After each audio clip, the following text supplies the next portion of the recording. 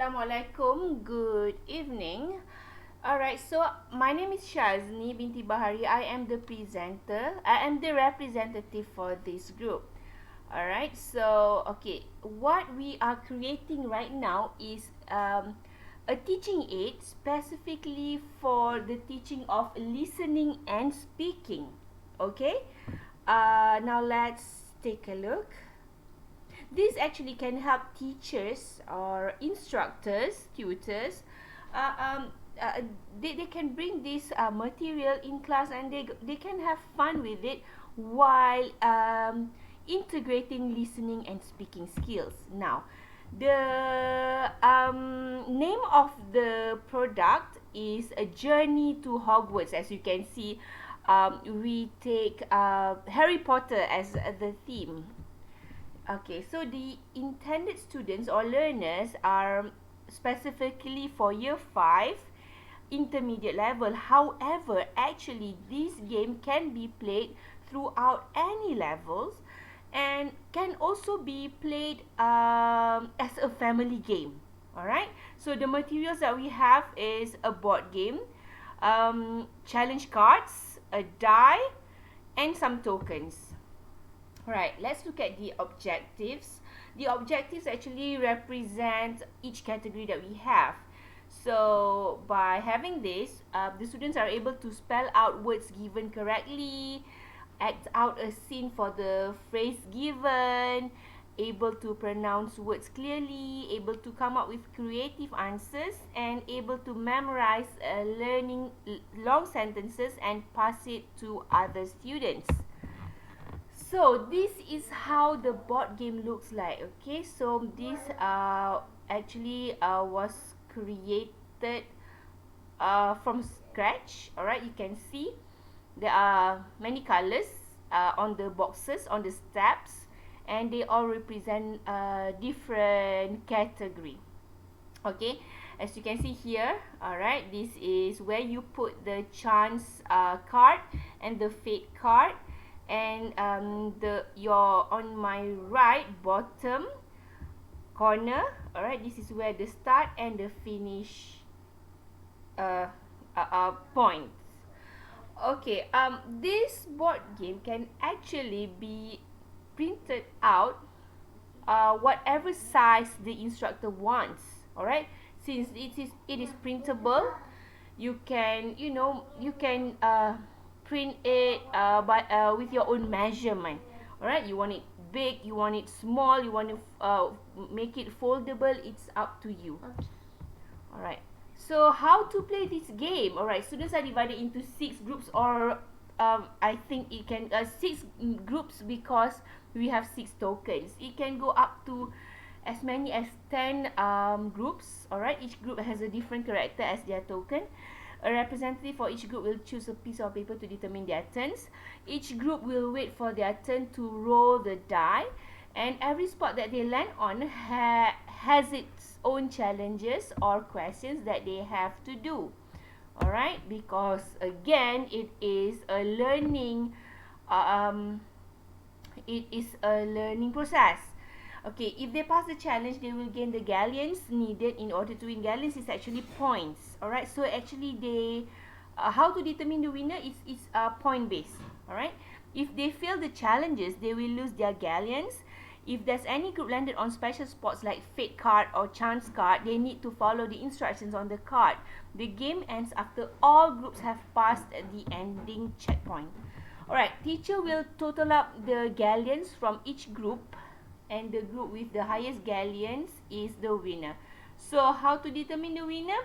The game will end once the last group finishes the game. Okay, that does not determine the winner. The winner is determined by calculating their galleons. Alright, so this is example of fate cards. Alright, students are allowed to pick any fate card only once, but changing the card afterwards, especially if the students have already read the card, is not allowed. So this how it looks like lah. Your team loses 30 galleons. You fail to hide from the death fates. the Death Fates have captured you, blah blah blah. So this is how it looks like. This is chance card. So for chance card, this is something a positive a positive one lah. Just now the fate card is something negative, something bad. Nah, this is a good one. So you manage to solve mystery cases in the town. You are rewarded with 30 galleons. Things like that. So for this board game, the students have to rely on getting as many marks as they can in order to win it. Okay, so just like playing something like what do you call that? Allahu Akbar. Other ordinary board games, but this one is specifically for listening and speaking, and they learn language. Okay, so these are how the tokens look like. It's very easy, so you can print this out. Alright, cut it out. Whatever size that you want, as long as they fit on the board game, on the board. Alright, so there are 6 of them. Or if you have your own token like a Lego or whatsoever, you can also use it. Alright, so this is how the die look like. Alright, how the die looks like. So again, it's DIY cut out. Alright, so you can print it out whatever size that you want, and you can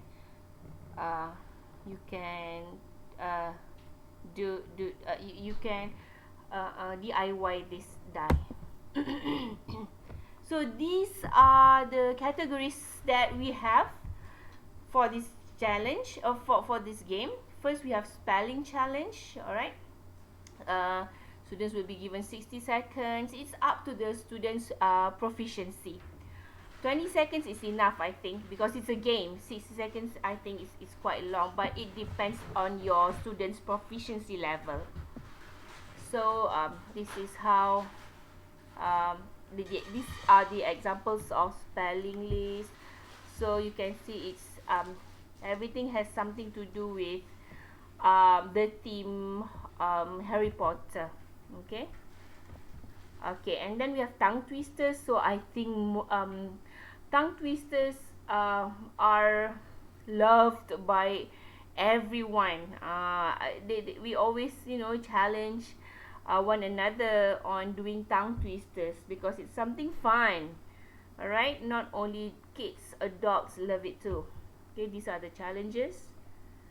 So the students are given 3 trials to pronounce the tongue twisters correctly. Okay, and then we have charades. Alright, charades are something that you have to act out. Okay, so everything has something to do with Harry Potter. Okay, and then we have whisper challenge. Alright, these are the samples.